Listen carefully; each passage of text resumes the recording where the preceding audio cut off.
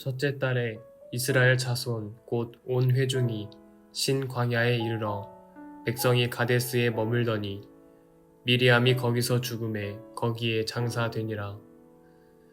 회중이 물이 없으므로 모세와 아론에게로 모여드니라. 백성이 모세와 다투어 말하여 이르되 우리 형제들이 여호와 앞에서 죽을 때에 우리도 죽었더라면 좋을 뻔하였도다. 너희가 어찌하여 여호와의 회중을 이 광야로 인도하여 우리와 우리의 짐승이 다 여기서 죽게 하느냐? 너희가 어찌하여 우리를 애굽에서 나오게 하여 이 나쁜 곳으로 인도하였느냐? 이곳에는 파종할 곳이 없고 무화과도 없고 포도도 없고 석류도 없고 마실 물도 없도다. 모세와 아론이 회중 앞을 떠나 회막 문에 이르러 엎드리매 여호와의 영광이 그들에게 나타나며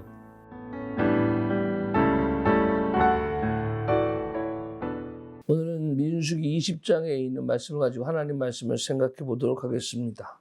가데스라는 곳에 머물 때 생긴 일입니다. 그들 산 가운데 물이 없어요. 물이 없어졌어요. 광야길을 가는데 물이 없다라는 것은 생명하고 직결된 문제겠죠. 그래서 그 문제를 해결하기 위해서 모세를 찾아오고 아론을 찾아옵니다. 근데 재밌는 것은 그들의 삶의 고백이 뭐냐라는 얘기예요. 당연히 삶 가운데 부족함이 생길 수 있는 부분들이 존재합니다. 근데 그 부족함 존재함 속에 그들이 뭐라고 얘기하냐면 우리 형제들이 여호와 앞에서 죽을 때 우리도 그때 죽었으면 좋았다. 그러니까 과거에 하나님의 죄로 인하여 그 다음에 그들이 반역하고 그런 일들 통하여 징벌을 받아서 죽은 형제들을 빗대어서 차라리 나는 그때 죽었으면 좋겠다. 좋았겠다. 이렇게 얘기를 하는 거예요. 그리고 왜 우리가 여기까지 와가지고 지금 여기서 다 죽게 하느냐?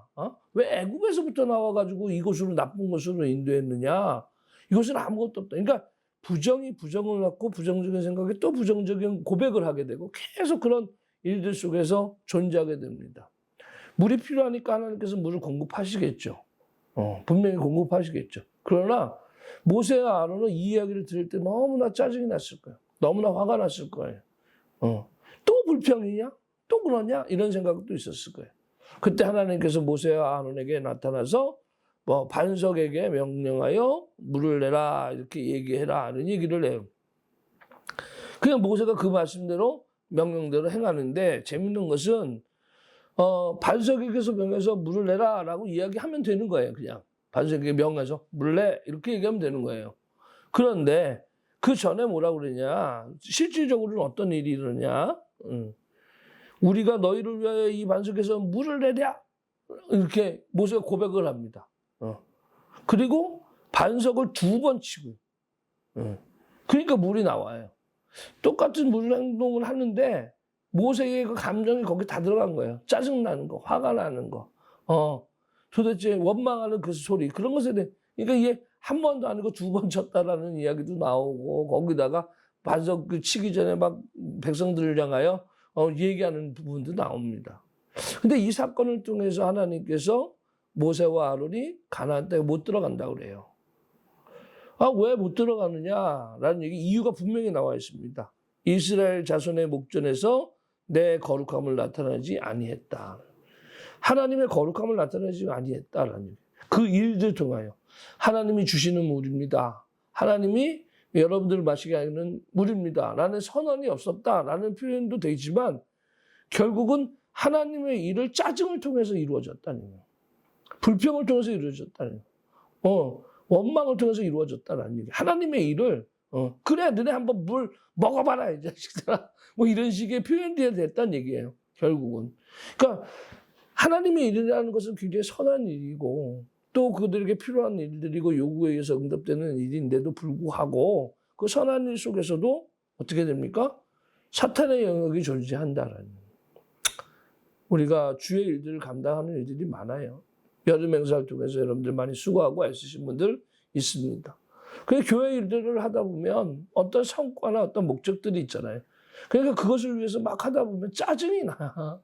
화가 나. 마음대로 안 되고 뜻대로 안 될 때마다 어떻습니까? 우라통이 터져. 그럴 때가 있어요. 근데 그 일들을 해나가야 돼.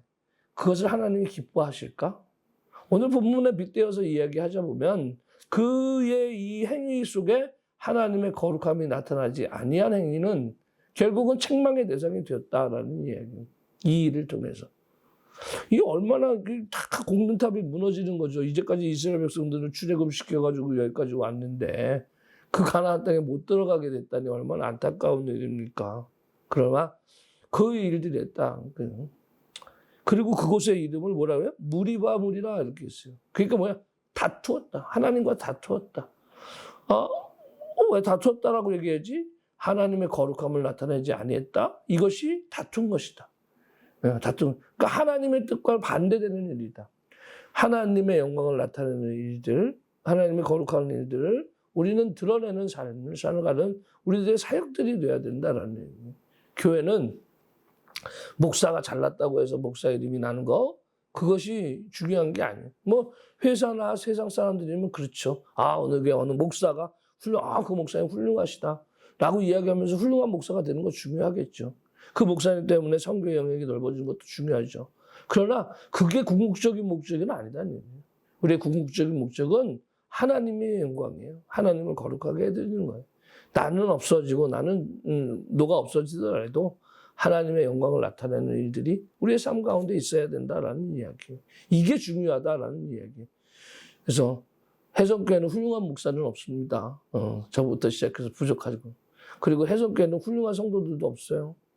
해성교회는 훌륭한 것들이 없어요. 그러나 해성교회는 하나님의 거룩함이 살아있습니다. 이거 하나면 충분하다. 이거 하나면.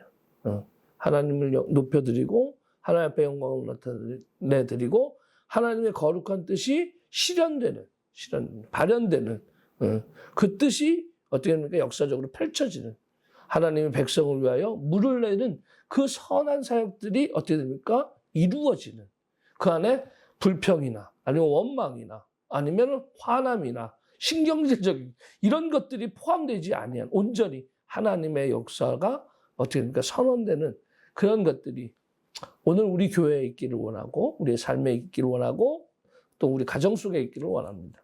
그러면 그것으로 충분하다라는 얘기입니다. 오늘도 주신 말씀이 저와 여러분들 은혜가 되시길 주님의 이름으로 축원합니다.